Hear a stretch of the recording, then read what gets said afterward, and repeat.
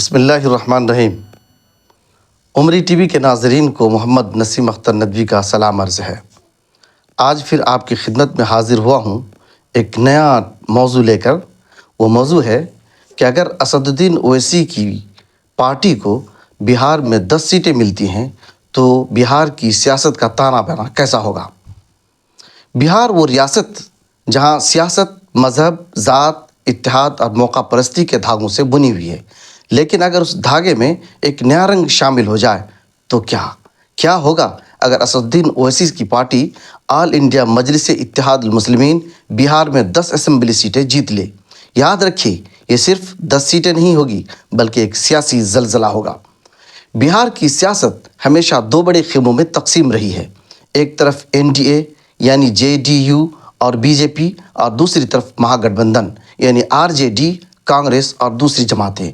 लेकिन पिछले कुछ बरसों में एक नई आवाज़ उभरी, एक ऐसी आवाज़ जो सीमांचल से उठी और पूरे बिहार में गूंजने लगी। यह आवाज़ है असदुद्दीन ओवैसी की। अब सवाल ही है, अगर मजलिस 10 सीटें जीत लेती है तो यह आवाज़ बिहार के इक़्तिदार की गूंज में कहाँ तक सुनाई देगी।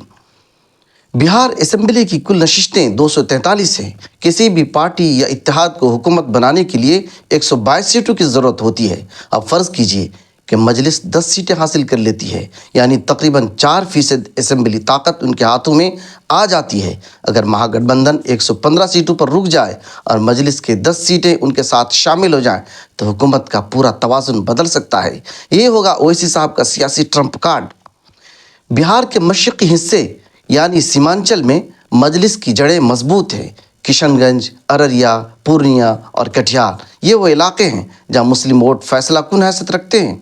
अगर मजलिस यहां अपने वोट शेयर को दोगुना कर लेती है तो सबसे बड़ा नुकसान आरजेडी और कांग्रेस को होगा।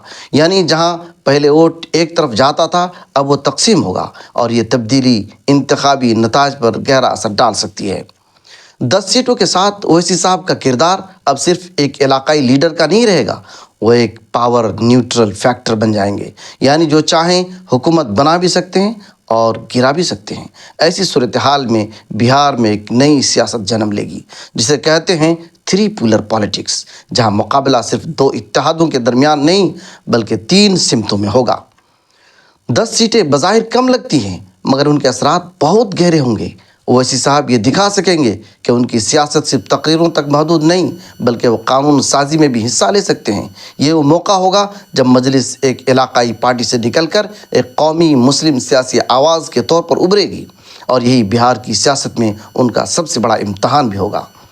अवाम की राय इस मामले में मुनक़सिम है। कुछ लोग उसे बिहार में मुस्लिम सियासत का इह्या कहते हैं, जबकि कुछ के नज़दीक ये एक उठकटवा सियासत का नया चेहरा है।